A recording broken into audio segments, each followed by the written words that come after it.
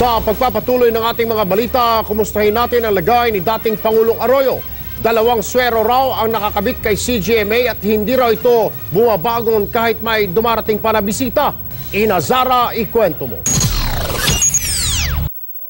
Hindi sa papel kundi sa tarpaulin na isinulat ng mga kabale ng kanilang pagsuporta kay CGMA. Ang manifesto raw na ito ang naglalaman ng sentimiento ng mga taga-Pampanga na hindi sa kulungan o ospital kundi sa kanyang bahay dapat manatili si Congresswoman Arroyo habang nililitis ang kanyang kaso.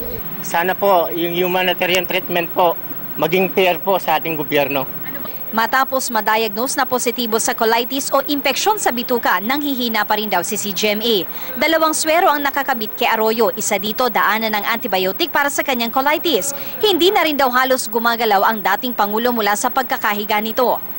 Samantala sa panawagan ng Bantay Gloria Network at ilang mambabatas na mag-inhibit na sa pagdinig ng kaso ni Arroyo ang kanyang appointee na si Chief Justice Renato Corona, ito naman ang buwelta ng kanyang kampo.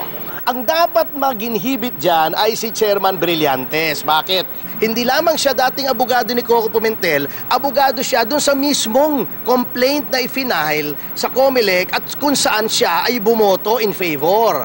Bukas, December 1, haharap muli sa Pasay RTC ang main attending physician ni CGMA na si Dr. Juliet Cervantes para ipaliwanag sa korte kung dapat bang manatili sa ospital ang kanyang pasyente. Ina Zara, News 5.